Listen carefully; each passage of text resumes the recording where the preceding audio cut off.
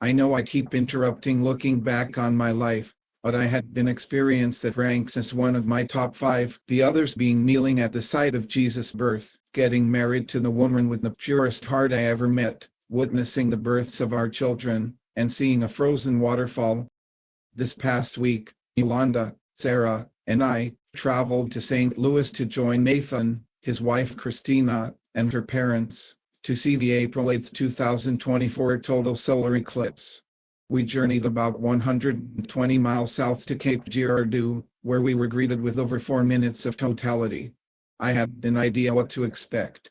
I knew the temperature would drop, the sky would darken, and we'd be able to see the sun's corona.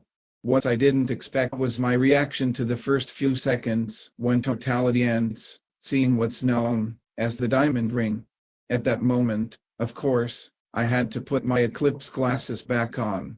I realized that although only the tiniest sliver of the sun was visible, yet so much light was emanating from it. It struck me that God's grace works in exactly the same way. It's so powerful that even the smallest fraction of His love is all we need. Yet, He gave us more. He gave us everything He has. He gave us His very life. Because His love is unconditional, He never forces it on us. So like the moon eclipses the sun, we can block God's grace from reaching us. But why would we do that?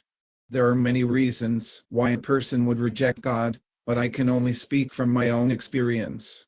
There were times I selfishly chose to do what I knew wasn't right. Other times, I blamed Him for the consequences of those choices, or the choices of others that wounded me. Sometimes, I simply forgot about Him. But mostly, I just took His love for granted, and wasn't grateful for it. The truth is, without God's love we wouldn't even exist. He created a soul for us, and keeps us alive each moment. If you're blocking God, open the door of your heart just a sliver and let Him in. Be grateful, and He will eclipse you by His grace.